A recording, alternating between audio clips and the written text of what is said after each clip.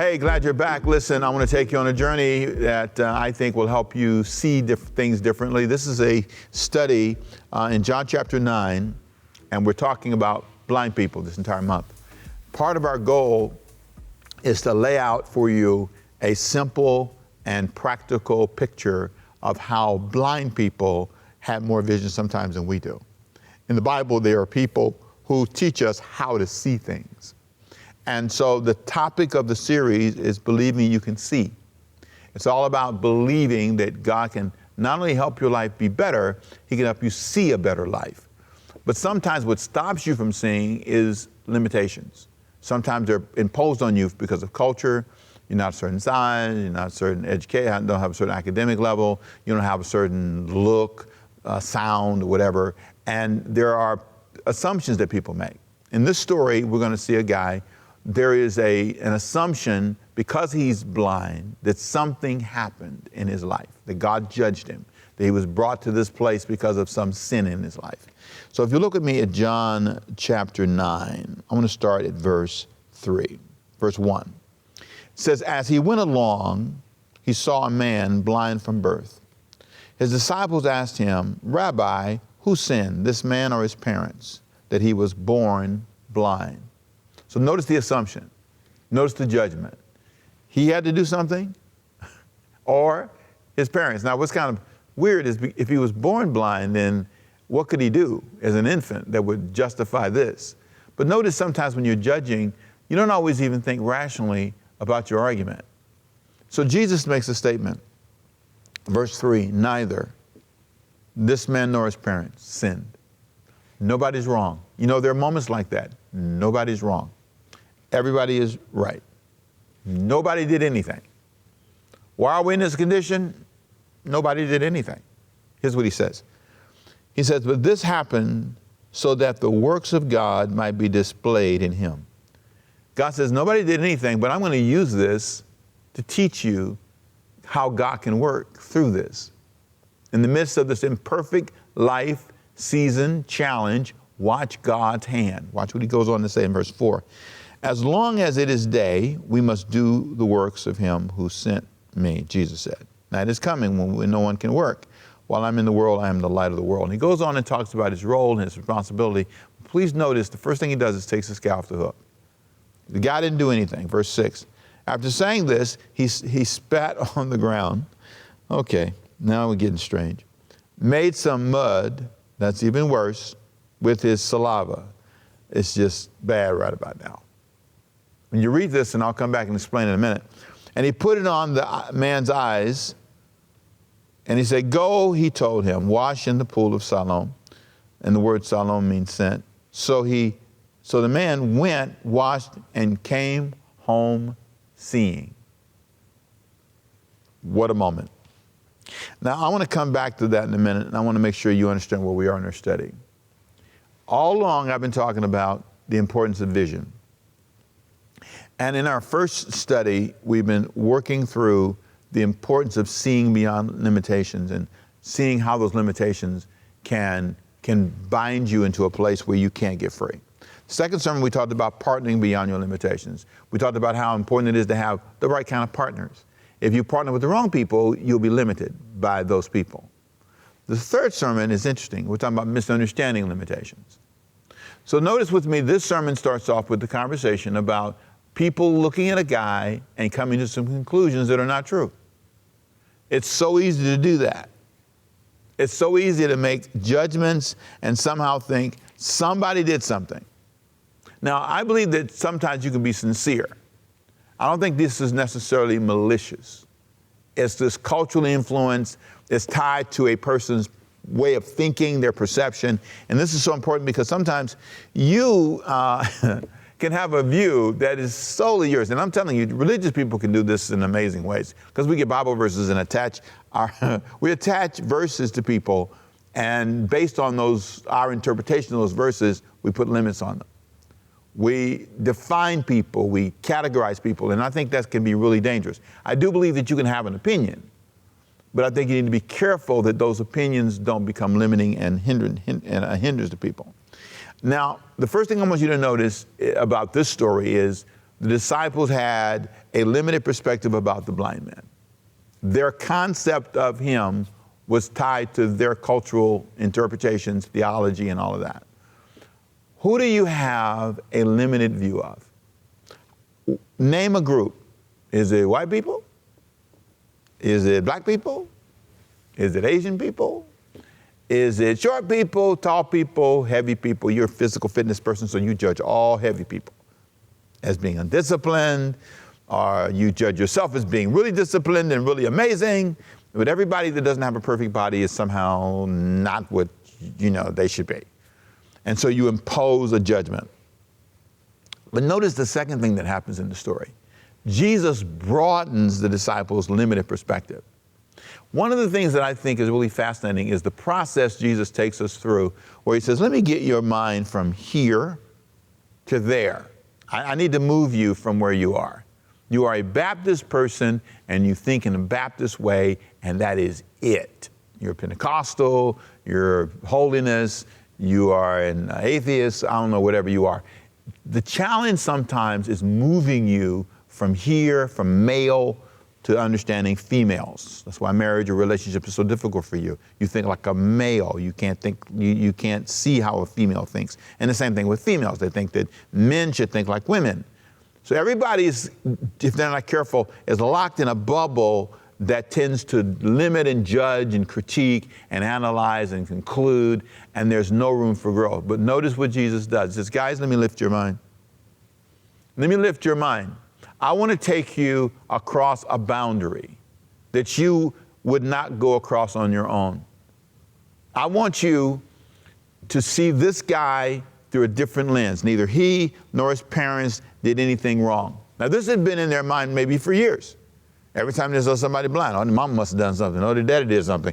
And then Jesus says, you're thinking wrong, which is going to limit your ability to help people. It's going to limit your ability to touch people because you think all women are, all men are, all black people are, all Asian people are, all preachers are. You got this judgment, all teachers, policemen, you got a whole lot of limits you put on people and conclusions you come to about politicians. Everybody is judged by your narrow perspective. And Jesus says, you're wrong. Just pause for a minute and think about that possibility. You're wrong.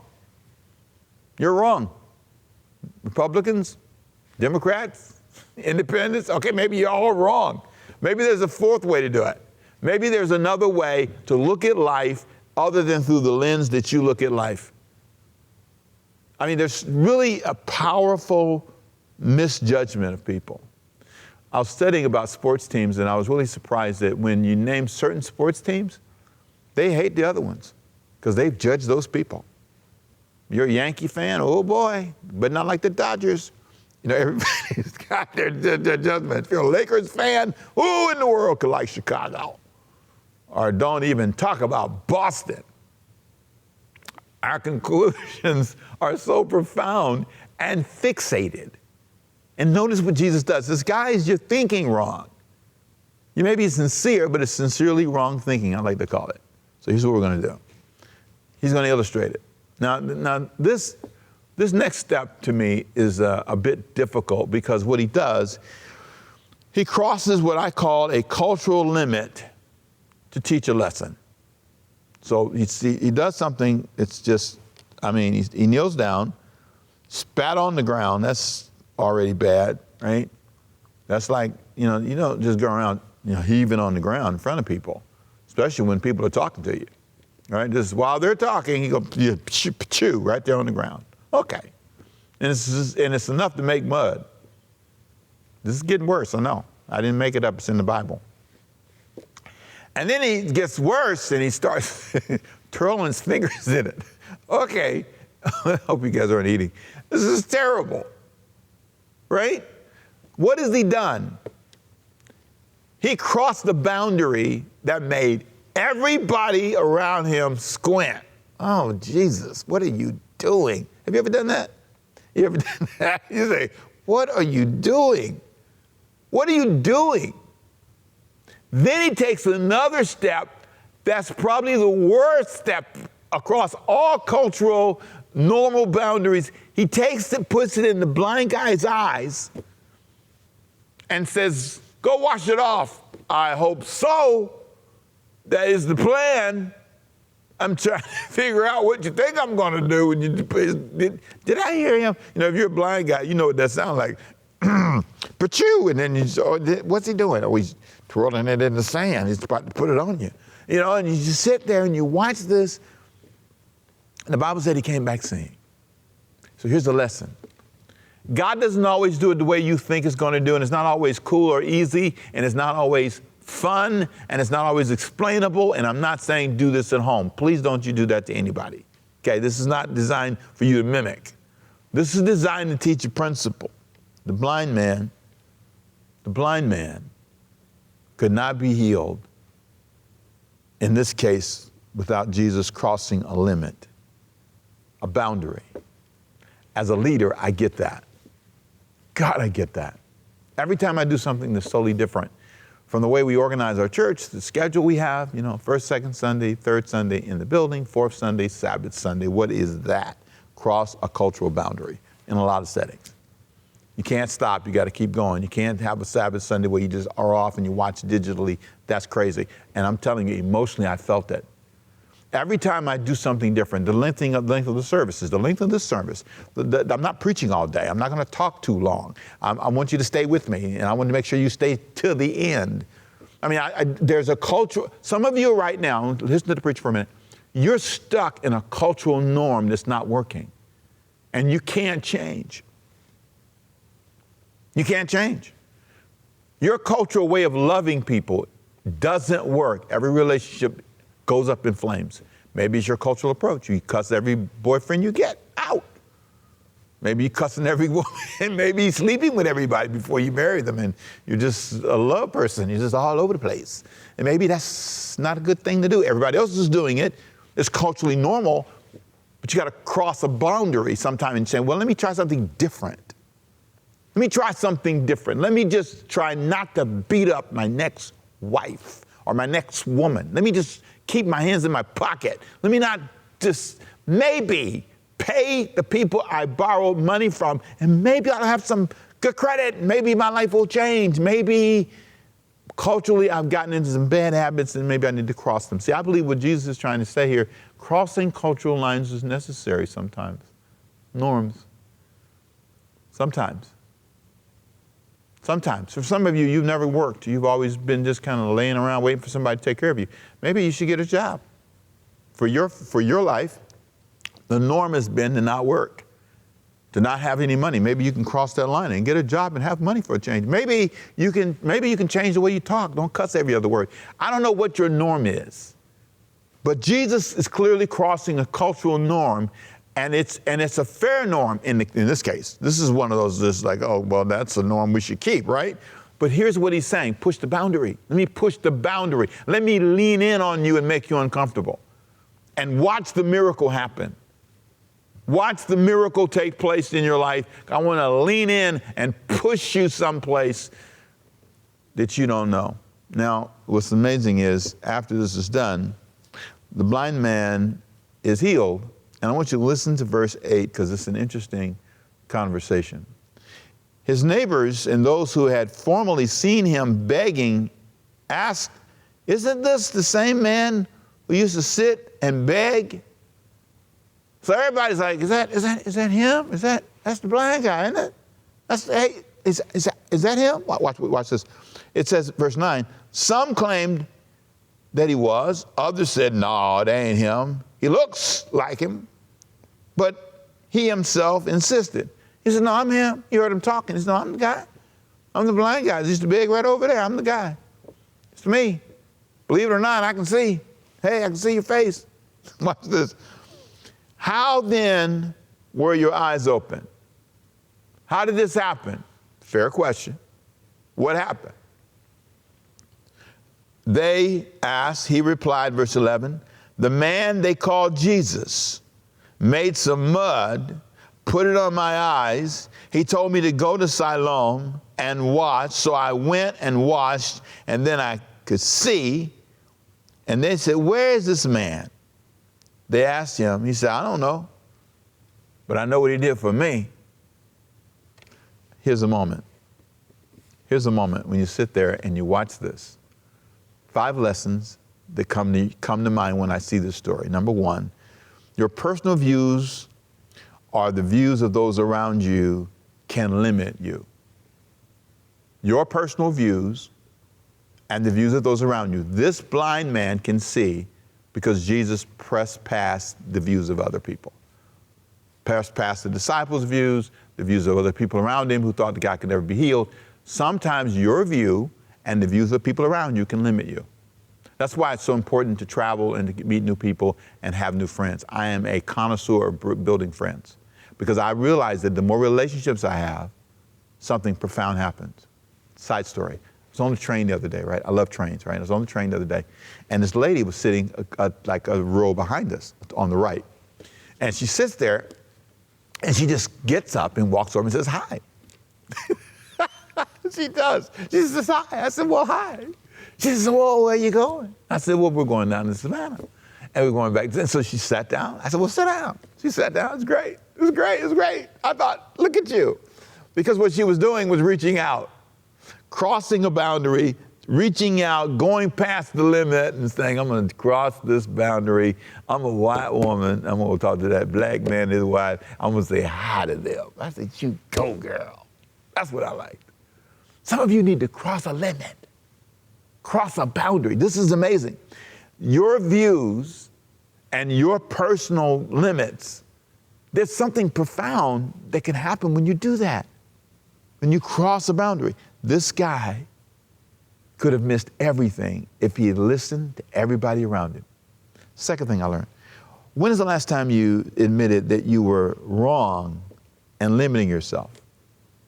Now, the conversation I had with that lady on the train was great, but that could have been missed. My whole trip would have been limited. The joy she brought was great. It was a better trip because she came over and said hi. There are moments in life when if you can you just sit down and say, I was wrong. I should have done this, but because I was afraid, I bought into the limit. This guy could have missed his healing. Third thing I learned, who do you know that seems to have an unlimited list of different but progressive views? Do you know anybody who is unlimited? I mean, they got visions and views and they're electric. Jesus is modeling what it's like to be electric. He's not limited. And the disciples are sitting there watching Jesus cross limits, press past boundaries, reach out to people, do things that they've never seen done. Who is like that in your life? Name the person that makes you uncomfortable. They accomplish things you didn't even dream could be accomplished. You need some miracle working people in your life. Number 4, watch this. Who do you know that has used unconventional approaches and had great success? Who do you know? Can you name anybody like that in your life? I think we all need to have somebody like that. Number 5, are you surrounded by people that limit you? That limit you. Don't do that, Jesus, what you doing? That's gross. Don't do that. I mean, I understand the power of limits, but I think there's something about this moment where this guy sees his limits limited. I think it's a profound thing for you to come to this place where you realize that maybe there's a miracle for me. Maybe there's another way for God to bless my life beyond the vision I have for my life, the way I saw my life going. I'm a blind guy begging. My eyes are closed. I can't see beyond this. But then in his heart, Jesus comes up to him. What's amazing is there is no begging for Jesus like we saw in some of the other sermons I preached about Bartimaeus crying out. Jesus asked the guy. He walks up to him, offers him an opportunity. There's something about moments when God just brings something to you and says, hey, you want to be better than this? You want to try? But you got to get past your limited thinking and what people have imposed on you. I used to do this thing sometimes with people who were discouraged because someone said something about them. And they would say, well, they said I was stupid and dumb, and my mom said it, and my brother said it, and they would just go on to this list of what people said and how they feel limited because of all that's been put on them. So I would take a sticket, those stickets you put on, little stickets, right? And I'd put, I'd put 8'9", and I'd stick it on them. Say, is that true? No, I'm not no 8'9". That's okay. I said, how about 2'4"? Put that on you. Is that true? No, it's not true. Well, why would you allow somebody else to limit your potential? Why would you allow that to dominate your mind, control your life, because someone said something about you? I just think somebody said you're not beautiful. My favorite line is, let them show you their beauty check. Who pays them for their good looks? Why are you allowing that to dominate your mind and dominate your life? Maybe it's time for you to begin to take the stickets off and say, no, I'm not going to do that. So I want to close with 4 lessons that can unlock your potential if you like this. If you'd like to have your life change, here's what you do. Number 1, realize your perspective can limit you. Realize it. Your own mindset or opinions of others can hold you back and other people back. Number 2, realize self-awareness is the beginning of change. When you become self-aware, I'm telling you, one of the benefits of being 67 is I'm really aware. I'm clear about Ricky. I'm clear about what Ricky wants, doesn't want, can do, can't do. I'm clearer than I've ever been in my life. And some of you at 24, you're clearer. At 34, you're clearer. Because at this season of your life, it's the clearest you've been. And there are moments in your life when you realize that I need to become more self-aware and look at myself and learn myself. Your whole life can change. Thirdly, realize the value of surrounding yourself with progressive thinkers. I need to be with people that are progressive. People like Jesus, not like the disciples. See, the disciples had to learn to be this way. Jesus says, no, let me show you how to view this guy. You need progressive thinkers. People who come up to you and ask you something amazing. Do you want to try something amazing? Something you never thought of before. Go a place you've never been before. And lastly, number 4, realize God can work through unconventional methods. Somehow in your life, if you can get to the point that you can accept the fact that He's not going to always do it the way you planned it, give you the job you dreamed, put you in the place you want, give you the life you dreamed of when you dreamed it. If you can just say, it may be a little bit of mud in here, maybe a little bit messy, it may not feel quite right, it may feel awkward, it may be hard to describe, it may not be something that my peers would understand, but it's something that can work for me. Now, I want you to hear me. I'm not calling you to be weird. I'm not calling you to do something that's out of the box, strange for just no reason. This is not the typical way Christ led people to growth or healing, but it is one way.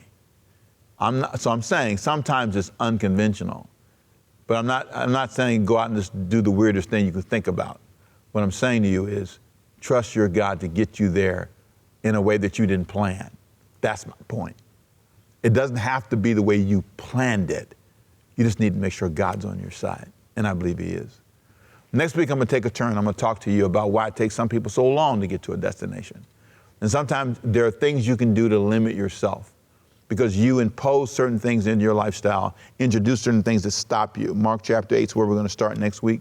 I want to make sure you get there. It's going to be great, starting at verse 22. So if you want to read ahead, it's called Why Does It Take So Long for Some People to get to a certain place? Why do some people always struggle? They can never get past their limitations. We'll talk about that next week.